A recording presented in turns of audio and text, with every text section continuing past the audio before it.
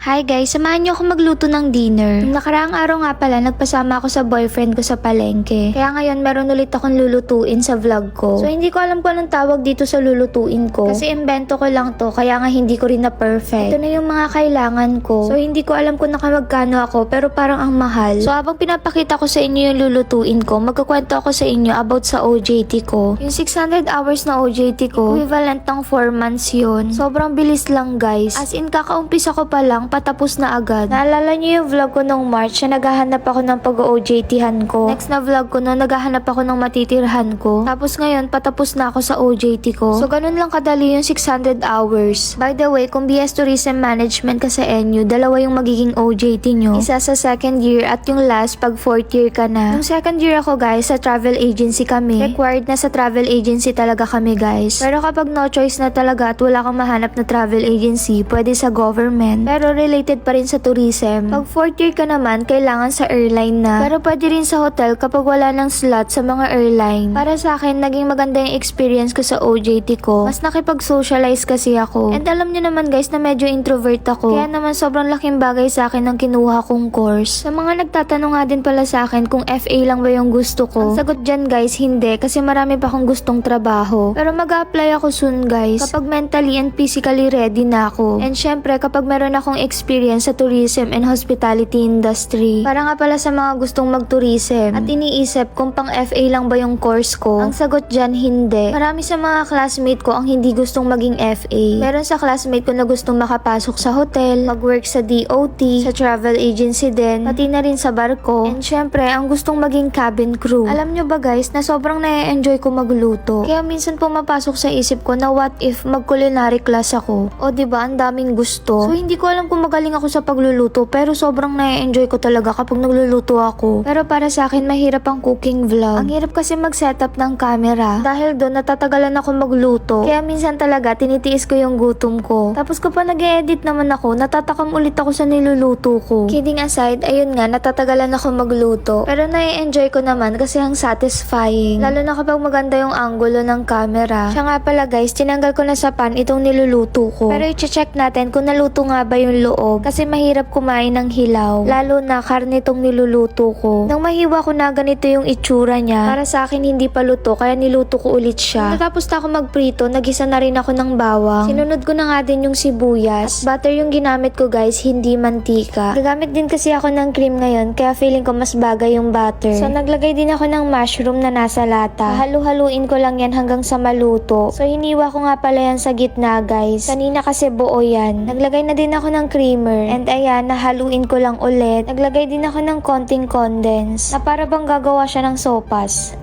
Eme! Hala, na-miss ko yung eme ko sa vlog. Tapos may mababasa ako sa comment section, ang corny ko daw. Hindi daw sa akin bagay yung eme. So never mind, naglagay na ako ng asin at paminta. Last na ilalagay ko itong cheese. Quick melt yung ginamit ko guys. Sinintay ko lang matunaw yung cheese. Syempre tinikman ko rin yan para malaman ko kung may kulang pa ba. Nung wala nang kulang, nilagay ko na nga din yung pinrito ko kanina. And taste test na tayo. Yung lasa ng niluto ko guys, hindi siya pang ulam. Parang masarap siyang papakin lang.